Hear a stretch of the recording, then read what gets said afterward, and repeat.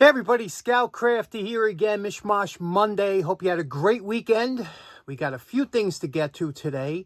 Still working my way back on things I got a year ago, actually. I'm still trying to get to a lot of that stuff. So every once in a while, I go upstairs and pull a box out from things that was sent to the show, whatever. Let's get to one of those to start off today's show. Okay, like I said, it's taken me a while to get to certain things. I still have boxes of stuff to get to from like a year ago, but this assortment of great electrical items was sent to me by my buddy Bernie McGivern. Bernie's from Ohio, and we conversed back and forth on email, and Bernie said, I got some electrical stuff I want to send you. And this is all interesting stuff. Here in North America, outlets, we have different types of outlets depending on the amperage that outlet can provide. Our typical outlet looks like this. That's a standard this one happens to be dual outlet, but it's good for 15 amperes, or amperage rating is 15 amps on that. And then depending on the voltage and amperage you go up, like if you're going to use a clothes dryer or an electric stove or anything else, or a refrigerator that you might use a little bit more power, they have different amperage outlets that they'll install, and they usually have specific outlets or plugs on the end of those that you can't plug it into a regular outlet. For example, you'll see here, you can see that that's blades on this, instead of going vertically, they go horizontal.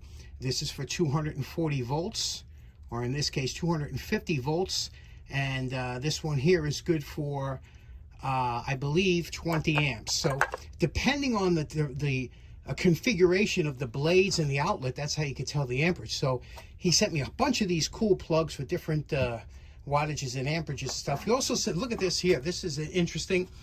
This is a General Electric vintage 30 amp fuse. And how this works couldn't be more simple. You open up this plastic container here, and in there is your bar fuse. You see that? And it says 250 volts or less and 30 amps, you can see here. And then when you push this back together, that makes contact, and you can have one lead going in, this one coming out, whatever the case may be. Another interesting thing he sent was, see these switches here? These are called disbarred switches.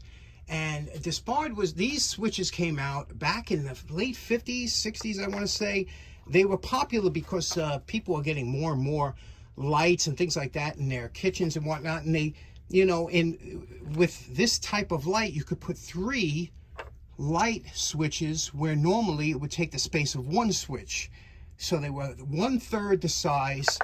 They had all different configurations, and they were popular in certain building codes for a while, but they were a little bit more expensive. And the problem was that there was only certain casings that you could put. You can't put these in standard outlet boxes. You had to have a special grate that went over it that these clipped into.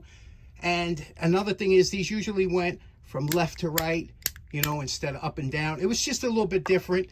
And, they didn't take off like they thought they would. So now a lot of people have them, but they're hard to get the strips, the holders for the switches. And I was trying to figure out a way to adapt these to something I have, but it's a little difficult. Anybody out there have any disbarred switches in your home?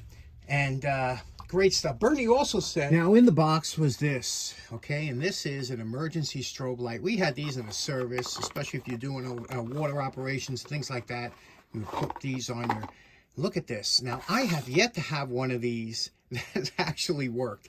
And this one's so cool because this has an actual, you see here, this little, you could put this on like a tripod or something and take it off and put it on like that, which you don't usually see on them. That's cool. Here's the pin that will go onto your life preserver. And basically it's a strobe. And let me show you how what it looks like inside. Here is the inside. It's brand new old stock. And here is the unit, the strobe unit. Now, like I said, I don't know, I have 4 or 5 of these. I've never had one that worked.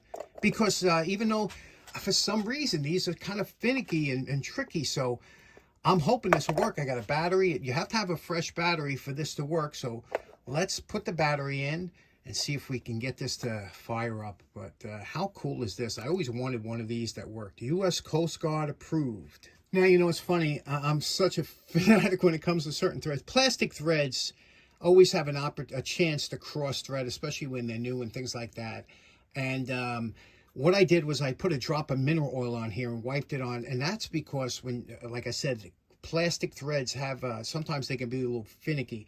So here we are. We're going to put the battery in, put this on here, and screw this back. And again, there we go. You want this to be smooth, and that mineral oil really makes it work smooth and also help it seat onto the gasket. So there we are, we're seated. Now we're going to turn it on. Okay, my first working light. I wonder if you could see how this reacts on video. Sometimes on video these things don't show up too well, but this is blinking right now. Let me see. I wonder if it's showing up on video here, because I can't see it through the camera. I can only see like once every other one. Isn't that strange? Maybe because of the frame rate or something. Strobes are really funny when it comes to working with a camera like this. But this is really cool. It works. It's beautiful. Bernie, thank you so much. It's a nice one too. Love the material on that plastic. It's a high quality plastic. Can you guys see that blinking? So Bernie, thank you so much for that. I really appreciate it. And it's so nice to have finally one of those strobes that work. I have an axe that we want to get to. We like tool restorations here. And I have something I picked up a while ago. Let's get right to that. Okay, for today's project, who doesn't love a Boy Scout Bridgeport axe? We all do, right?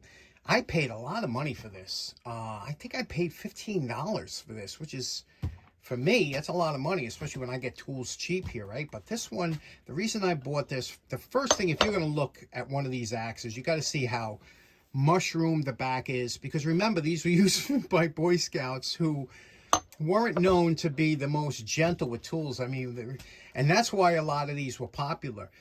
Believe me, steel axes are the worst axes there are. They're worst. They'll blow out your elbow before any time because they have no forgiving. There's nothing, that little rubber handle does nothing to forgive. But they're bulletproof. That's, you know, so you're out there one weekend, a month or something, you're going to be splitting some wood. All right, you can deal with this. But if you're going to use an axe all the time, this is the worst kind of axe to have. Steel axes are horrible. However, that being said, this one, they're highly collectible too, but this one here, you can see the handle. That's what you got to look at. Look at the handle, because you really can't fix these. And this one's beautiful, right? Look at that beautiful handle. So the only thing that's wrong with it is really here, and it's got the insignia. Looks to be in good shape. So what do you say we clean this up, and we can have some fun with this? We could do whatever we want because it's a fun project. So let's get started. First, let's see what we can do. We'll wire brush it and see what we can do with this insignia here. Okay, here we are at our post wire brush. We just did a quick wire brushing to see what we're dealing with. And wouldn't you know it, rust and tarnish. And here we are, perfect example of how patina hides everything underneath. And look at the pitting here. Looks like the craters of the moon. Look at that. Deep pitting on here, right? Same with the other side. Look at that. So here's what I'm saying. What looked like a nice axe, and if I would have left it, you know, you could say, oh, look, it looks like a nice, as minute you hit it with the wire, you see all that deep pitting, and it just, that's what I can't stand about, you know, why patina hides so much and makes it look so good. You say, oh, it's in good shape. It really isn't. So now we got to deal with it, you know? And again, because this is kind of, but there's no mashing of the top, and there's no screwed up of the handle. So it just so happens that this thing was either left in a sheath or something that really, look at that, pretty bad, right? So now we're going to have to grind that down. Grind it. Okay, for this project, we're going to use a new, it's always easy to start with a flap disc because it really cuts well. Okay, and this is a coarse disc. You can see here it's a 60 grit, P60. I picked these up. They're pretty thin considering, but they last good. I picked them up cheap. I don't know, on Amazon. They work.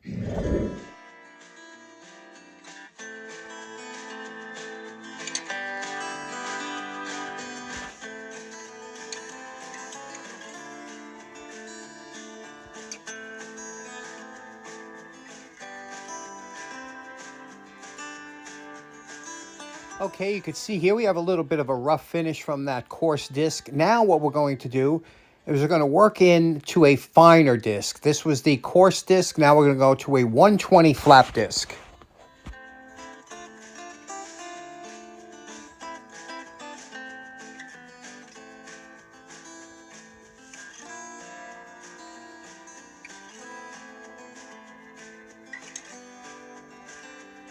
Okay, here's where we're at. We did it with, came down with the different grits. You can see here it's acceptable again. Right now where it is, we still got to get these minute scratches out, but the 5-wheel helps with that. We don't go for a show finish with these. We're getting close to the edge. We just got rid of the pits. We're not doing anything yet. But look at this that I found here. See this there? I don't know if you could pick this up. There's a minute crack or scratch or something. You see it there, and it travels all the way to the edge, but you could see it's superficial. I think we could grind under it. But it don't travel deep. You see, from the top, it only goes down about, I don't know, 32nd of an inch. So I'm going to try and see if I can grind that out, you know, just under the name here. Okay, let's see what we can do. Maybe you can, maybe you can't. Okay, now using a soda can cut up into small pieces with a straight edge over here, we're going to take this over and we're going to put this right here over the rubber because we don't want to have affect the rubber at all. So we'll pull one side and then we'll do the other side. Here we go. We have some can underneath the tape. Now we can get close to the wire brush, not worry about abrading the rubber handle.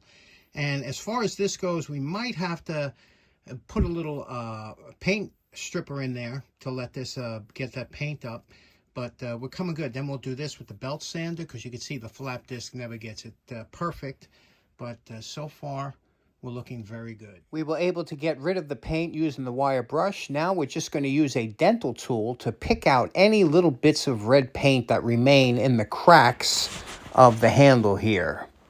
Now, you know my favorite part. Remember what this Bridgeport Boy Scout axe looked like before we started. And we're calling this project done. This is one of those projects, you know, when you get into it almost like talks to you, what it feels like being at the end, so to speak. So here's what I did with this. First of all, you know, we were able to get rid of most of the pits on here. I didn't take it to a mirror finish, but it's respectable, right? I was able to keep, now this is the important thing, to keep all the lettering. I left the original paint in the lettering here, but I took all the paint off around it and I polished the rails, you see? So it gives it that, you know, there's a contrast there between the shiny rails and the black of the, you know, the inherent forging marks, you know what I mean? You see that? And I gave it a nice sheen with some compound and wax, and of course the back, polished the back up. It's showing fingerprints now. Polished the top here, the back, and the handle. Now, the handle I did with the 50-50 mineral oil and Vaseline. And it really, after a while, it just gets such a nice finish on here. So what do you think? What do you think of this and the original colors? What this really needs, of all things, this really needs a sheath, doesn't it? A nice sheath to really set this off. So I don't know. I'm happy with it. That's the way I want to leave it, just like that. You know, I could have filled this in with color. Just this, I don't know, just told me to stop where I am. Okay, so in closing, that axe, believe it or not, I had no, I didn't think I was going to do it that way, but I'm very happy with it. I wanted to, as I was taking that paint off there, you know, it's funny. I know you'd see I used to do a lot of things, especially in red. You know, red is, I like red and stuff. I like all colors, but red is funny. You can't have too much of it on a tool. If you do, it's very overpowering. So that's why you don't see me use it on a lot of things. It's good for an accent. It's good for a small bit. It stands out. You put too much of it on and it starts to look, you know, a little bit gaudy, a little bit cheap. I don't know. This thing was originally, they came in different colors, green, red. I've seen them in all different colors, orange and green. But I like this the way it is. I like it original. I like those rails kind of polished off. What do you think? Special thanks to Bernie McGivern for the great stuff today. And hope you have a great day. We'll see you again on Wednesday. Take care now. Bye-bye.